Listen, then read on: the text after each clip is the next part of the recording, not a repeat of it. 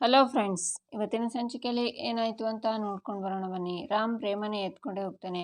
ಅದನ್ನು ನೋಡಿ ಸಿಟ್ಟಿಂದ ಹೋಗ್ತಾಳೆ ಸ್ನೇಹ. ಅಬ್ಬಾ ಪ್ರೇಮ, ನೀನು ನೋಡೋಕ್ಕೆ ಮಾತ್ರ ಪುಟ್ಟಗೌರಿ ಥರ ಇದೆಯಾ, ಎತ್ಕೊಂಡ್ರೆ ಸಿಕ್ಕಾಪಟ್ಟೆ ವೆಯ್ಟ್ ಇದೆಯಾ ಗೊತ್ತಾ? ಅಲ್ಲ ಕಣೆ, ನಿನ್ನ ಕಂಡ್ರೆ ಇಡೀ ಊರೇ ಭಯಪಡುತ್ತೆ, ನೀನು ಈ ಆಕ್ಸಿಲೇಟ್ರಿಗೆ ಭಯಪಡ್ತೀಯಾ? ಪ್ರೇಮ, ನನಗೆ ಯಾವಾಗಲೂ ನಿನ್ನ ಈ ರೀತಿ ಹೊತ್ಕೊಂಡು ಹೋಗೋಕ್ಕೆ ಆಗಲ್ಲ ಕಣೆ, ನೀನು ಈ ವಿಷಯದಲ್ಲಿ ಸ್ವಲ್ಪ ಧೈರ್ಯ ತೋರಿಸ್ಬೇಕು ಅಂತಾನೆ ರಾಮ್. ಧೈರ್ಯ ಇವಾಗ ತೋರಿಸ್ಲಾ ಡಾಕ್ಟ್ರೇ ಅಂತಾಳೆ ಪ್ರೇಮ. ಈಗ ಅಂದರೆ ಹೇಗೆ ಅಂತಾನೆ ರಾಮ್. ನೋಡೀಗ ಮ್ಯಾಜಿಕ್ ತೋರಿಸ್ತೀನಿ ಅಂತ ಆಕ್ಸಲೇಟರಿಂದ ಕೆಳಗೆ ಇಳಿದು ವಾಪಸ್ ರಾಮ್ ಹತ್ರ ಬಂದು ಹೇಗೆ ಅಂತಾಳೆ ಪ್ರೇಮ. ಅದನ್ನೆಲ್ಲ ಸ್ನೇಹ ಅಡ್ಡ ನಿಂತ್ಕೊಂಡು ನೋಡ್ತಿರ್ತಾಳೆ. ಏಯ್, ನಿನಗೆ ಎಕ್ಸಲೇಟರ್ ಹತ್ತೋಕ್ಕೆ ಮುಂಚೆನೇ ಗೊತ್ತಿತ್ತಾ? ಹೋ, ನಾನು ಎತ್ಕೊಳ್ಳಿ ಅಂತ ಇಷ್ಟೆಲ್ಲ ನಾಟಕ ಮಾಡ್ದ ಪ್ರೇಮ. ಆಟ ಆಡೋಕ್ಕೂ ಒಂದು ಮಿತಿ ಇರುತ್ತೆ ಅಂತಾನೆ ರಾಮ್. ನನಗೆ ಈ ಎಕ್ಸಲೇಟ್ರಲ್ಲಿ ಬರೋದಕ್ಕೆ ಭಯ ಇಲ್ಲ, ವಿಮಾನದಲ್ಲಿ ಬರೋದಕ್ಕೂ ಭಯ ಇಲ್ಲ. ನನಗೆ ಈ ತೋಳಲ್ಲಿರೋ ಸುಖ ಈ ಎಕ್ಸಲೇಟ್ರಲ್ಲಿ ಬರೋದ್ರಲ್ಲಿ ಇರಲಿಲ್ಲ. ಅದಕ್ಕೆ ಈ ಪ್ರೇಮ ಹೀಗೆ ಮಾಡಿದ್ದು ಅಂತಾಳೆ ಪ್ರೇಮ. ಹೌದಾ ಅಂತ ರಾಮ್ ಪ್ರೇಮನ ಕಿವಿನ ಹಿಂಡ್ತಾನೆ. ನೋವಾಗ್ತಿದೆ ರಾಮ್, ನೋಡು ಎಲ್ಲರೂ ನೋಡ್ತಿದ್ದಾರೆ, ನಿನ್ನ ಮರ್ಯಾದೆ ಪ್ರಶ್ನೆ ಅಂತಲ್ಲ ಪ್ರೇಮ ಹೇಳ್ತಾಳೆ. ರಾಮ್ ಕೈ ಬಿಡ್ತಾನೆ. ಮತ್ತೆ ಹೇಳು, ಯಾಕೆ ನೀನು ನಾಟಕ ಮಾಡಿದ್ದು ಅಂತಾನೆ ರಾಮ್. ಅಲ್ಲಿ ನೋಡು ಅಂತ ಸ್ನೇಹನ ತೋರಿಸಿ. ಕಳಬೇಕು ಸ್ನೇಹ ಇಲ್ಲೇ ಇದೆ, ಅವಳು ನಮ್ಮನ್ನು ನೋಡ್ತಿದ್ಲು, ನೀನನ್ನೇ ಎತ್ಕೊಂಡು ಕೂಡಲೇ ಅವಳ ಮುಖಾನ ನೀನು ನೋಡಬೇಕಾಗಿತ್ತು, ತಟ್ಟೆಗೆ ಹಾಕಿರೋ ಹಾಗಲಕಾಯಿ ಸಿಪ್ಪೆ ಥರ ಆಗಿತ್ತು ಅಂತಾಳೆ ಪ್ರೇಮ. ಹೋ, ಇದನ್ನೆಲ್ಲ ಅವಳಿಗೆ ತೋರಿಸೋದಿಕ್ಕ ಮಾಡಿದ್ದು ಅಂತಾನೆ ರಾಮ್. ತೋರ್ಸೋಕ್ಕಲ್ಲ, ಉರ್ಸೋಕೆ ಅಂತಾಳೆ ಪ್ರೇಮ. ಅಯ್ಯೋ, ನಿನ್ನ ಬುದ್ಧಿ ಯಾವತ್ತೂ ಸರಿ ಹೋಗಲ್ಲ ಅಂತಾನೆ ರಾಮ್. ನೀನು ಒಂದು ಐಸ್ ಕ್ರೀಮ್ ಕೊಡಿಸಿದ್ರೆ ಈ ಕಿಲಾಡಿತನ ತಣ್ಣಗಾಗುತ್ತೆ ಅಂತಾಳೆ ಪ್ರೇಮ. ಈ ಟೈಮಲ್ಲಿ ಆಗಲ್ಲ ಅಂತಾನೆ ರಾಮ್. ಅಲ್ಲಿ ನೋಡು, ದೊಡ್ಡ ಐಸ್ ಕ್ರೀಮ್ ಅಂಗಡಿ ಇದೆ, ಐಸ್ ಕ್ರೀಮ್ ಕೊಡಿಸಿದ್ರೆ ಸುಮ್ಮನಾಗ್ತೀನಿ, ಇಲ್ಲ ಅಂದರೆ ಇಲ್ಲೇ ಕೂತ್ಕೋತೀನಿ ಅಂತಾಳೆ ಪ್ರೇಮ. ಆಯ್ತಾಯ್ತು, ನೀ ನನ್ನ ಜೊತೆ ಬಂದಿರೋದೇ ಗೋಳೈಕೊಳ್ಳೋಕ್ಕೆ, ಬಾ ಅಂತ ಪ್ರೇಮನ ಕರ್ಕೊಂಡು ಹೋಗ್ತಾನೆ. ಅದನ್ನು ನೋಡಿ Sneha, Ram you becoming such a loser. ಈ ಗುಗ್ಗು ನಿನ್ನ ಬೆರಳು ತುದಿಲಿ ಆಡಿಸ್ತಿದ್ದಾಳೆ, ಇವರಿಬ್ಬರನ್ನ ನಾನು ಹೇಗೆ ದೂರ ಮಾಡಲಿ? ನಿನ್ನ ಉಳಿಸ್ದೇ ಇದ್ದರೆ ಕೇಳು ಪ್ರೇಮ ಅಂತಾಳೆ. ಈಚೆ ಕಾವ್ಯ ಭರತ್ ಮನೆಗೆ ಬರ್ತಾಳೆ. ಏ ಕಾವ್ಯ, ನೀನು ನಿಜವಾಗ್ಲೂ ನಮ್ಮ ಮನೆಗೆ ಬಂದುಬಿಟ್ಯಾ? ನಾನೇನು ತಮಾಷೆ ಮಾಡ್ತೀಯಾ, ಬರಲ್ಲ ಅಂದ್ಕೊಂಡಿದ್ದೆ ಅಂತಾನೆ ಭರತ್. ನಾನು ಬರ್ತೀನಿ ಅಂತ ಹೇಳಿದ್ದೆ ತಾನೇ, ಹೇಗೆ ಬರಲ್ಲ ಅಂತ ಅಂದ್ಕೊಂಡೆ ಅಂತಾಳೆ ಕಾವ್ಯ. ಅದು ಹಾಗಲ್ಲ ಕಾವ್ಯ, ಸುಮ್ಮನೆ ನೀನೇನಕ್ಕೆ ತೊಂದರೆ ಅಂತಾನೆ ಭರತ್. ಪರವಾಗಿಲ್ಲ ಭರತ್, ನಿನ್ನ ಈ ಕೈ ಸ್ಥಿತಿಗೆ ಬರೋದಕ್ಕೆ ಮಹಾದೇವ ಅಲ್ವಾ ಕಾರಣ, ನಿನಗೆ ಸಹಾಯ ಮಾಡೋದು ನನ್ನ ಧರ್ಮ ಅಂತಾಳೆ ಕಾವ್ಯ. ನಿನಗಿರೋವಂಥ ಒಳ್ಳೆ ಗುಣ, ಒಳ್ಳೆ ಮನಸ್ಸು ಆ ಮಹಾದೇವಂಗಿದ್ದಿದ್ರೆ ನಿಂದು ಒಂದೊಳ್ಳೆ ಲೈಫ್ ಆಗ್ತಿತ್ತು ಕಾವ್ಯ ಅಂತಾನೆ Bharat. I am sorry Bharat, ಕೈ ನೋವು ಹೇಗಿದೆ ಅಂತಾಳೆ ಕಾವ್ಯ. ಈ ಭರತ್ಗೆ ಗಾಯಕ್ಕಿಂತ ಅವಮಾನದ ನೋವೇ ಜಾಸ್ತಿ ಕಾವ್ಯ. ನಾನು ಇನ್ಸ್ಪೆಕ್ಟರ್, ನನ್ನ ಬಗ್ಗೆ ನಿನಗೆ ಗೊತ್ತು, ನನ್ನ ಫ್ರೆಂಡ್ ಮುಂದೆ ಅವಮಾನ ಆಯ್ತಲ್ಲ, ಅದೇ ನೋವು ಒಂದು ಕಡೆ. ಅಕಸ್ಮಾತ್ ಇದನ್ನು ಬೇರೆ ಯಾರಾದರೂ ನೋಡಿದರೆ ನನ್ನ ರೆಪ್ಯುಟೇಷನ್ ಏನಾಗ್ತಿತ್ತು ಅನ್ನೋದನ್ನು ನೀನೇ ಯೋಚನೆ ಮಾಡು ಅಂತಾನೆ Bharat. I am sorry Bharat ಅಂತಾಳೆ ಕಾವ್ಯ. ನೀನ್ಯಾಕೆ ಸಾರಿ ಕೇಳ್ತೀಯ, ಹೋಗಲಿ ಬಿಡು, ಈ ನೆಪದಲ್ಲಾದರೂ ನೀನು ನಮ್ಮ ಮನೆಗೆ ಬಂದಿಯಲ್ಲ, ನೋವೆಲ್ಲ ಮರ್ತೋಯ್ತು ನನಗೆ ಅಂತಾನೆ ಭರತ್. ಮಹಾದೇವ ಯಾಕೆ ಹಿಂಗೆ ನಡ್ಕೋತಿದ್ದಾನೋ ನನಗೆ ಗೊತ್ತಿಲ್ಲ, ಅವನು ಬೆಳೆದು ಬಂದಿರೋದೇ ಹಾಗೆ, ಆದರೂ ಅವ್ನು ನಿನ್ನ ಮೇಲೆ ಕೈ ಮಾಡಬಾರ್ದಿತ್ತು ಅಂತಾಳೆ ಕಾವ್ಯ. ಮಹಾದೇವನಿಗೆ ನೀನಂದರೆ ತುಂಬ ಇಷ್ಟ ಅನಿಸುತ್ತೆ, ಪ್ರೀತಿ ಇದೆ ಅನಿಸುತ್ತೆ, ಆ ಪ್ರೀತಿನೇ ಅವನ್ನ ಕುರುಡು ಮಾಡಿರಬೇಕು ಅಷ್ಟೇ. ನೋಡು, ಈ ವಿಷಯನ ಮುಂದೆ ಇಟ್ಕೊಂಡು ನೀನು ಅವನ ಮೇಲೆ ಕೋಪ ಮಾಡ್ಕೋಬೇಡ, ಜಗಳನೂ ಮಾಡಬೇಡ, ಆಮೇಲೆ ನಿನ್ನ ಲೈಫ್ ಮತ್ತಷ್ಟು ಹಾಳಾಗುತ್ತೆ, ಹಾಗೆಲ್ಲ ಮಾಡ್ಕೋಬೇಡ ಅಂತಾನೆ ಭರತ್. ಪಾರ್ಟಿಲಿ ನನಗೆ ಹೊಡೆದಿದ್ದ ಏಟಿಗೆ ಆ ಮಹಾದೇವನ ಟ್ರ್ಯಾಕ್ಟ್ರಿಂದ ಕೆಳಗೆ ಬೀಳಿಸಿ ಈಗಾಗಲೇ ನನ್ನ ರಿವೆಂಜ್ ನಾನು ತೊಗೊಂಡಿದ್ದೀನಿ. ಅದು ಟ್ರೈಲರ್, ಅಸಲಿ ಸಿನಿಮಾ ನಾನು ಈಗ ತೋರಿಸ್ತೀನಿ ಅವನಿಗೆ. ನೀ ನನ್ನ ಮನೆಗೆ ನಾನೊಬ್ಬನೇ ಇದ್ದಾಗ ಬಂದಿದ್ಯಾ ಅನ್ನೋ ವಿಷಯ ಅವನಿಗೆ ಗೊತ್ತಾದರೆ ನಿನ್ನ ಸಂಸಾರಕ್ಕೆ ಬೆಂಕಿ ಬೀಳುತ್ತೆ ಅಂತ ಯೋಚನೆ ಮಾಡ್ತಾನೆ ಭರತ್. ಏನು ಹಾಗೆ ನಿಂತ್ಬಿಟ್ಟೆ, ಅಡುಗೆ ಮನೆ ಎಲ್ಲಿದೆ ಅಂತ ಹೇಳು, ನಾನು ಅಡುಗೆ ಮಾಡ್ತೀನಿ ಅಂತಾಳೆ ಕಾವ್ಯ. ಆ ಕಡೆ ಇದೆ ಕಾವ್ಯ. ಸುಮ್ಮನೆ ನಿನಗೆ ಕಷ್ಟ ಏನಕ್ಕೆ ಕಾವ್ಯ, ನಾನು ಮ್ಯಾನೇಜ್ ಮಾಡ್ತೀನಿ ಅಂತಾನೆ ಭರತ್. ಪರವಾಗಿಲ್ಲ ಭರತ್, ನಾನು ಮಾಡ್ತೀನಿ, ನೀನು ಕೂತ್ಕೋ ಅಂತ ಹೋಗ್ತಾಳೆ ಕಾವ್ಯ. ದೂರ ಇದ್ದಾಗ ಪ್ರೀತಿ ಬೆಳೆಯುತ್ತೋ ಇಲ್ವೋ ಗೊತ್ತಿಲ್ಲ, ಆದರೆ ಸಂಶಯ ಬೆಳೆದ್ರೆ ಎಂಥ ಸಂಸಾರ ಆದರೂ ಸ್ಮಶಾನ ಆಗೋದು ಗ್ಯಾರಂಟಿ. ಮಹಾದೇವ, ನಿನ್ನ ನಂಬಿಕೆ ಕೋಟೆನ ನಾನಿವತ್ತು ಪುಡಿ ಮಾಡ್ತೀನಿ ಭರತ್. ಅಂದರೆ ಶಕ್ತಿ ಮಾತ್ರ ಅಲ್ಲ, ಬೆಂಕಿ ಕೂಡ. ಇವತ್ತು ನಿನ್ನ ಬದುಕು ಸುಟ್ಟು ಬೂದಿ ಆಗೋದು ಪಕ್ಕ ಕಣೋ ಅಂತ ಯೋಚನೆ ಮಾಡ್ತಾನೆ ಭರತ್. ಈಚೆ ಪ್ರೇಮ ಐಸ್ ಕ್ರೀಮ್ ಬರಲೇ ಇಲ್ಲ ಅಂತಾಳೆ. ಬರುತ್ತೆ ಮ್ಯಾಜಿಕ್, ಅಲ್ಲಿ ನೋಡು ಅಂತಾನೆ ರಾಮ್. ಇದೇನೋ ಟ್ರೈನಲ್ಲಿ ಬಂತು ಅಂತಾಳೆ ಪ್ರೇಮ. ಇದು ನಿನಗೆ, ತಗೋ ತಿನ್ನು, ತುಂಟತನ ಕಡಿಮೆ ಮಾಡ್ಕೋಬೇಕು ಅಂತಾನೆ ರಾಮ್. ಪ್ರೇಮ ಐಸ್ ಕ್ರೀಮ್ ಬಾಯಿಗೆ ಹಾಕಿ ಹ್ಞೂ ಅಂತಾಳೆ. ಏನೈತೆ ನುಂಗೆ ಅಂತಾನೆ ರಾಮ್. ಐಸ್ ಕ್ರೀಮ್ ಬಾಯಲ್ಲಿಟ್ಟರೆ ಹಲ್ಲೆಲ್ಲ ಡ್ಯಾನ್ಸ್ ಆಡ್ತಿದೆ, ಎಷ್ಟು ತಣ್ಣಗಿದೆ ಗೊತ್ತಾ ಅಂತಾಳೆ ಪ್ರೇಮ ಸ್ವಲ್ಪ ಸೌಂಡು ಸ್ಟಾಪ್ ಮಾಡ್ತೀಯಾ, ಸುತ್ತಮುತ್ತ ಇರೋರು ನೀನು ಎಲ್ಲಿಂದ ಬಂದಿದ್ಯಾ ಅಂತ ಅನ್ಕೋತಾರೆ ಅಂತಾನೆ ರಾಮ್. ಅವ್ರು ನೋಡ್ತಾರೆ ಅಂತ ನಾನು ಐಸ್ ಕ್ರೀಮ್ ತಿನ್ನೋ ಸ್ಟೈಲ್ ಚೇಂಜ್ ಮಾಡ್ಕೋಬೇಕಾ? ದುಡ್ಡು ಕೊಟ್ಟಿರೋದು ನಾವು, ಐಸ್ ಕ್ರೀಮ್ ನಂದು, ನಾನು ಹೆಂಗೆ ಬೇಕಿದ್ರೂ ಹಂಗೆ ತಿಂತೀನಿ. ಯಾರಿಗೋಸ್ಕರನೂ ನನ್ನ ಸ್ಟೈಲ್ ಚೇಂಜ್ ಮಾಡ್ಕೊಳಕ್ಕಾಗಲ್ಲ. ನೀನು ಸುಮ್ಮನೆ ತಿನ್ನು.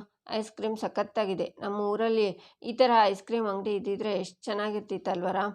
ನನಗೆ ಒಂದು ಐಡಿಯಾ ಬಂತು ಕಣೋ. ನೀನು ಡಾಕ್ಟ್ರ್ ಕೆಲಸನ ಬಿಟ್ಬಿಡು, ಐಸ್ ಕ್ರೀಮ್ ಅಂಗಡಿ ಇಟ್ಬಿಡು ಅಂತಾಳೆ ಪ್ರೇಮ. ಏನಂದೆ? ಇದ್ಯಾವ ಸೀಮೆ ಬುದ್ಧಿ ನಿಂದು ಅಂತಾನೆ ರಾಮ್. ನೀನು ಆಸ್ಪತ್ರೆಗೆ ಹೋದಾಗ ಅಂಗಡಿನ ನಾನೇ ನೋಡ್ಕೋತೀನಿ, ಲಾಭನೋ ನಷ್ಟನೋ ಐಸ್ ಕ್ರೀಮ್ ಅಂಗಡಿ ಇಟ್ಟರೆ ನಾನು ತಿನ್ಬೋದಲ್ವಾ ಅಂತಾಳೆ ಪ್ರೇಮ. ತರಲೆ ಅಂತಾನೆ ರಾಮ್. ಆಗ ಅವನಿಗೆ ಕಾಲ್ ಬರುತ್ತೆ. ಮಾತಾಡ್ತಾ ಇರುವಾಗ ಅವನ ಬಾಲ್ನಲ್ಲಿರೋ ಐಸ್ ಕ್ರೀಮ್ನ ತಾನು ತಿಂದು ವಾಪಸ್ಸಲ್ಲೇ ಇಡ್ತಾಳೆ ಪ್ರೇಮ. ನಂತರ ರಾಮ್ ಕಾಲ್ ಕಟ್ ಮಾಡಿ ಬಾಲ್ ನೋಡಿ, ಇದೇನಿದು, ನನ್ನ ಐಸ್ ಕ್ರೀಮ್ ಎಲ್ಲಿ ಪ್ರೇಮ ಅಂತಾನೆ ರಾಮ್. ಇಷ್ಟು ಬೇಗ ತಿಂದ್ಬಿಟ್ಟೇನೋ ಅಂತಾಳೆ ಪ್ರೇಮ. ನಾನು ತಿನ್ನ ಅಂತ ರಾಮ್ ಯೋಚನೆ ಮಾಡ್ತಾನೆ. ಈಚೆ ಭರತ್ ಕಾವ್ಯನ ನೋಡ್ತಾ, ಸದ್ಯಕ್ಕೆ ನೀನು ಮಹಾದೇವನ ಹೆಂಡ್ತಿ ಇರ್ಬೋದು ಕಾವ್ಯ, ಆದರೆ ಇವತ್ತಲ್ಲ ನಾಳೆ ನೀನು ನನಗೆ ದಕ್ಕಲೇಬೇಕು. ನಿನ್ನ ಈ ರೂಪ, ಕಾಳಜಿ ಎಲ್ಲವೂ ನನಗೆ ಸೇರಿದ್ದು. ನೀನು ಯಾವತ್ತಿದ್ರೂ ನನ್ನವಳೆ ಕಾವ್ಯ ಅಂತ ಅವಳು ಹಿಂದೆನೇ ಬಂದು ಅಲ್ಲಿಂದ ಹೋಗ್ತಾನೆ. ಅನುಮಾನದಿಂದ ಕಾವ್ಯ ಹಿಂದೆ ನೋಡಿ ಭರತ್ ದೂರದಲ್ಲಿರೋದನ್ನು ನೋಡಿ ಸಮಾಧಾನ ಆಗ್ತಾಳೆ. ನಿನ್ನ ಸಂಸಾರಕ್ಕೆ ಬೆಂಕಿ ಬೀಳಬೇಕು ಅಂದರೆ ಮೊದಲು ಆ ಮಹಾದೇವನ ಜೊತೆ ನಿನ್ನ ಸಂಪರ್ಕ ಕಟ್ಟಾಗಲೇಬೇಕು. ಈ ಫೋನ್ ಆನ್ ಆಗಿರೋವರೆಗೂ ನಾನು ಆಡೋ ಆಟಕ್ಕೆ ಕಿಮ್ಮತ್ತೇ ಇರಲ್ಲ ಮಹಾದೇವ. ಆಟ ಶುರು ಅಂತ ಕಾವ್ಯ ಫೋನ್ನ ಸ್ವಿಚ್ ಆಫ್ ಮಾಡಿ ಇಡ್ತಾನೆ ಭರತ್. ನಂತರ ತನ್ನ ಫೋನ್ ತಗೊಂಡು ಮಹಾದೇವನಿಗೆ ಕಾಲ್ ಮಾಡ್ತಾನೆ. ಇವನು ಯಾಕಪ್ಪ ಫೋನ್ ಮಾಡ್ತಾವನೆ, ಇವನು ಹಾಳು ಮುಖ ನೋಡಬಾರ್ದು ಅಂದ್ಕೊಂಡ್ರೆ ಫೋನಲ್ಲಿ ಹೆಸರು ಬೇರೆ ಬರ್ತದೆ ಅಂತ ಕಾಲ್ ಕಟ್ ಮಾಡ್ತಾನೆ ಮಹಾದೇವ. ಕಟ್ ಮಾಡ್ತೀಯಾ? ಮಾಡು ನನ್ನ ಮಗನೇ. ಇವತ್ತು ನಿನ್ನ ಹೊಟ್ಟೆ ಉರ್ಸೋಕ್ಕೆ ಸಿಕ್ಕಿರೋ ಚಾನ್ಸನ್ನು ನಾನು ಮಿಸ್ ಮಾಡ್ಕೋತೀನಿ. ಆ ಚಾನ್ಸೇ ಇಲ್ಲ. ನೀನು 10 ಸರ್ತಿ ಕಟ್ ಮಾಡಿದ್ರು 11ನೇ ಸಲ ಡಯಲ್ ಮಾಡೇ ಮಾಡ್ತೀನಿ. ಇವತ್ತು ನಿನಗೆ ಹೊಟ್ಟೆ ಉರ್ಸಿಲ್ಲ ಅಂದರೆ ನನ್ನ ಹೆಸರು ಬರುತ್ತಲ್ಲ ಅಂತ ಮತ್ತೆ ಕಾಲ್ ಮಾಡ್ತಾನೆ ಭರತ್. ಇವನಿಗೆ ಕೇಡ್ಗಾಲ ಬಂದೈತೆ ಅನಿಸುತ್ತೆ. ಮೃತ್ಯು ಮೈ ಮೇಲೆ ಕುಣಿತಾ ಇದ್ರೂ ಬುದ್ಧಿ ಬಂದಿಲ್ಲ ಇವನಿಗೆ. ಮಾಡ್ತೀನಿ ಅಂತ ಕಾಲ್ ರಿಸೀವ್ ಮಾಡಿ, ಏನಪ್ಪ ಪೊಲೀಸಪ್ಪ, ನಿನ್ನ ಗೋಳು ಸರಿಯಾಗಿ ಕೆಲಸ ಮಾಡೋಕ್ಕೂ ಬಿಡಲ್ವಲ್ಲ ಅಂತಾನೆ ಮಹಾದೇವ. ಅಷ್ಟೊಂದು ಆತರ ಪಡಬೇಡ ಮಹಾದೇವ, ಮೊದಲು ಶಾಂತವಾಗಿರು, ನಿನಗೊಂದು ವಿಷಯ ಹೇಳಬೇಕು ಅಂತ ಕಾಲ್ ಮಾಡಿದೆ. ಅಂದಹಾಗೆ ಕಾವ್ಯ ಎಲ್ಲಿದ್ದಾಳೆ ಅಂತಾನೆ ಭರತ್. ಲೇ, ನಿನ್ನ ಕೊನೆ ಆಸೆ ಇದೆ ಅನ್ಲ, ಯಾಕೆ ಮೊನ್ನೆ ಕೊಟ್ಟಿದ್ದು ಮರ್ತೋಯ್ತಾ? ಪದೇ ಪದೇ ಯಾಕೆ ಭರತ್ ತಿನ್ನೋ ಕೆಲಸ ಮಾಡ್ತೀಯಾ? ಅನ್ನ ತಿನ್ನೋ ಬಾಯಿ ಚೌಪಾನವಾಗಿ ನೋಡ್ಕೊ, ಇಲ್ಲ ಅಂದರೆ ಮೂಗ್ನಲ್ಲೇ ಉಪಹಾರ ಫಲಹಾರ ಎರಡೂ ಆಗುತ್ತೆ ಅಂತಾನೆ ಮಹಾದೇವ. ನಿನ್ನ ಸಿನಿಮಾ ಡೈಲಾಗ್ ಆಮೇಲೆ ಹೊಡೆಯುವಂತೆ, ನಾನು ನಿನಗೆ ಸೀರಿಯಸ್ ಆಗಿ ಕೇಳ್ತಿದ್ದೀನಿ, ಕಾವ್ಯ ಎಲ್ಲಿದ್ದಾಳೆ ಅಂತ ಗೊತ್ತಾ ನಿನಗೆ ಅಂತಾನೆ ಭರತ್. ಸೂರ್ಯ ಹುಟ್ಟೋದು ಪೂರ್ವದಾಗೆ, ನನ್ನ ಹೆಂಡ್ರು ಇರೋದು ಮನೆಯಾಗೆ. ಒಡಲ್ ಕಟ್ಟಿ ಹೇಳ್ತಾ ಇವನಿ, ಸಾಕಾ ಇನ್ನೂ ಬೇಕಾ ಅಂತಾನೆ ಮಹಾದೇವ. ಅಬ್ಬಬ್ಬಾ, ಎಂಥ ಮಾತು ಹೇಳಿಬಿಟ್ಟು. ಆದರೆ ಆ ಸೂರ್ಯ ಇವತ್ತು ನಿನ್ನ ಮನೇಲಿಲ್ಲ ಮಹಾದೇವ, ನನ್ನ ಮನೆ ಬೆಳಕಾಗಿದೆ. ಕಾವ್ಯ ಈಗ ನನ್ನ ಮನೇಲಿದ್ದಾಳೆ ಅಂತಾನೆ ಭರತ್. ಹೌದಾ, ನನ್ನ ಹೆಂಡ್ರು ನಿನ್ನ ಮನೆಗೆ ಆಗವಳ? ಲೋ ಪೊಲೀಸಪ್ಪ, ಹಗಲುಗನ್ಸು ಕಾಣೋಕ್ಕೂ ಸ್ಟೇಷನಲ್ಲಿ ಟೈಮ್ ಇರಲಿಲ್ಲ. ಆಕಾಶದಲ್ಲಿರೋ ನಕ್ಷತ್ರ ಯಾವಾಗಾದರೂ ಬೀದಿಲಿ ಗಟಾರಕ್ಕೆ ಬೀಳೋದು ನೋಡಿದ್ಯಾ? ಕಾವ್ಯ ನಿನ್ನ ಮನೇಲಿರೋದು ಒಂದೇ, ಆ ಸೂರ್ಯ ಪಶ್ಚಿಮದಲ್ಲಿ ಹುಟ್ಟೋದು ಒಂದೇ. ಸುಮ್ಮನೆ ಬೊಗಳಿ ಸಾಕು, ಫೋನ್ ಮಾಡಗ್ಲೇ ಅಂತಾನೆ ಮಹಾದೇವ. ನೋಡು, ನಾನು ಹೇಳೋದನ್ನು ಬರೀ ಮಾತುಗಳಲ್ಲಿ ನಂಬೇಡ. ಯಾವ ಹೆಣ್ಣು ಒಬ್ಬ ಗಂಡಸಿನ ಮೇಲೆ ಪ್ರೀತಿ ಇಲ್ಲದೆ ಮನೆಗೆ ಬಂದು ಅಡುಗೆ ಮನೆಗೆ ನುಗ್ಗಲ್ಲ. ಈಗ ಕಾವ್ಯ ನನಗೋಸ್ಕರ ಅಡುಗೆ ಮಾಡ್ತಿದ್ದಾಳೆ. ಅವಳಿಗೆ ನಿನ್ನ ಮೇಲಿರೋ ಕಾಳಜಿಗಿಂತ ನನ್ನ ಮೇಲೆ ಜಾಸ್ತಿ. ಯಾಕೆ ನಂಬಿಕೆ ಬರ್ತಿಲ್ವಾ ನಿನಗೆ? ಸತ್ಯ ನೋಡೋ ಧೈರ್ಯ ಇದ್ದರೆ ವಿಡಿಯೋ ಕಾಲ್ ಮಾಡ್ತೀನಿ ನೋಡು ಅಂತ ವಿಡಿಯೋ ಕಾಲ್ ಮಾಡಿ ಕಾವ್ಯನ ತೋರಿಸ್ತಾನೆ ಭರತ್. ಕಾವ್ಯ ಅಡುಗೆ ಮಾಡ್ತಿರೋದನ್ನು ನೋಡಿ ಮಹಾದೇವ ಶಾಕ್ ಆಗ್ತಾನೆ. ಈಚೆ ಪ್ರೇಮ, ಏನು ನನ್ನ ಐಸ್ ಕ್ರೀಮ್ ನೋಡಿ ಹಾಗೆ ಬಾಯಿ ಬಿಡ್ತಿದ್ಯಾ?